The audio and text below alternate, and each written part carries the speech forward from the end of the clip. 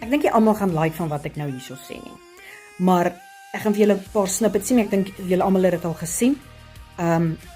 Dit voel vir my of AI musiek alles oorvat. En ek dink dit is fabulous. Ek is bietjie bekommerd oor sangers en akteurs, want AI gaan ons oorvat. Maar ja, my gunsteling op hierdie stadium is Jakkals Vibes, dink ek, en Weerligstraal. En ek luister hulle musiek oor en oor. Ek gaan julle 'n shout-out hier ook gee. Ek weet nie hoe julle dit doen nie, maar die magic is eintlik agter die, jy weet, die skerms, die ou wat dit skryf, daai lirieke skryf en die melodie en alles. So dit is nie eers 'n mens wat daar sing nie, en daai stemme is beautiful. So ek dink ek weet nie hoe lank ons nog aan shows gaan kyk nie, hoe lank ons nog movies gaan kyk nie, want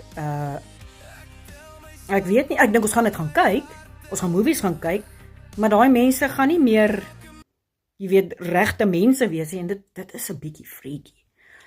Maar op hierdie stadium wil ek net sê ek love julle musiek. Well flippin' done. Jy praat van liefde, maar watter soort? Is dit net klanke of iets wat bly voort? Ek kyk in jou oë, maar ek sien geen